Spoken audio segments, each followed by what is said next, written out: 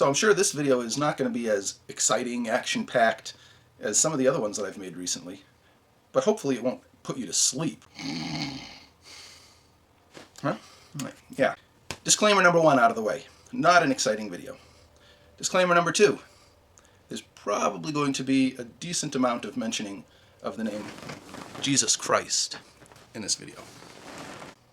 I can't help it. Jesus is just a big part of my life, and he's involved in everything that I do. And so, if I'm going to be talking about something like a life decision, such as getting rid of all of my video games, it's bound to involve Jesus Christ in some way or another. So if you're one of those people who has one of these really irrational fears of Jesus Christ, this might not be the video for you. But if you have an open mind, or you're willing to listen to something that might not completely follow your lifestyle, philosophy, whatever, and if you're curious to know, why am I getting rid of my video games? Because a lot of people have asked me now. I decided to make a video about it.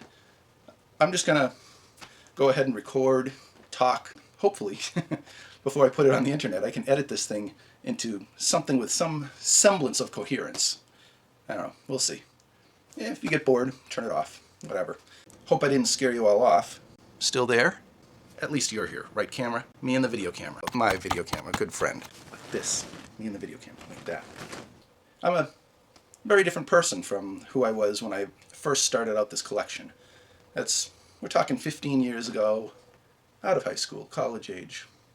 Yeah, I was college age at the time. Thought that I had all the money in the world. I decided, I don't have anything else to spend my money on. Might as well start buying more video games, because I've loved video games all my life.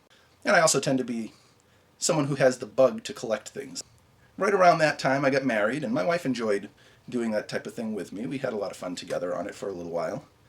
And then our first child came along, and when Timmy was born, that kind of fell by the wayside. There video games and buying and selling games on the internet versus a newborn child and, playing with him and all the fun father type stuff that goes along with that. It was natural for me to spend my time with my son. And then we had my daughter Nora, and now I have another son, Jacob. So 3 kids. And at this point in my life, I'm looking at this huge video game collection, and most of it's just sitting in the basement, and I don't use it. It's not because I'm too busy. I have time to do things. I do all sorts of things. I just choose the things that I want to do, and video games are never at the top of my list. I still enjoy them very much. But there's other things that take up my time. Things that are more important to me now. For a while now, it's been a few years in coming, I've been kind of thinking every once in a while, all those video games, they take up all this space in the basement, games in the attic. Anyway, I decided I should probably get rid of these things pretty soon. Make some more room in the house. But also, they're pretty valuable. Rather than stockpiling a whole bunch of valuable stuff, the Bible says, don't pile up for yourself riches on earth where moth and rust decay, but instead pile up riches in heaven. That's what I was doing. I was stockpiling things that were valuable, keeping a whole bunch of boxes of junk in the attic that's no good to me. It's useless. As I started thinking about getting rid of these, I started thinking, wouldn't it be cool to just give a whole bunch of money to my church? Because I'll tell you, I love my church. I love going to church. I love the people there. I love what we do. I love the ministry that we have. Earlier this year, the church was having a fundraising push called Faith Walk. And so they just asked people to think about where could you come up with some extra money that you'd be willing to give to the church. The first thing that came to my mind was, wow, all those video games. What an awesome opportunity that would be. At that point, my mind was made up. We're getting rid of the games. It was just finding an opportunity when we had enough time to sit down and put it all together. So for me, for a long time now, it hasn't been a whether or not to get rid of the games. It's been a when. The games aren't doing me any good. I'm not using them. I don't have any intention to use them in the near future. They take up space. If I were to use them, they would take time away from the things that I see as important, my family, my ministry, my time with God. The Bible says that where your treasure is, there your heart will be also. And For me, that's a question of, do I treasure these video games, or do I treasure my family? Do I treasure my relationship with God? Do I treasure the ministries that I have?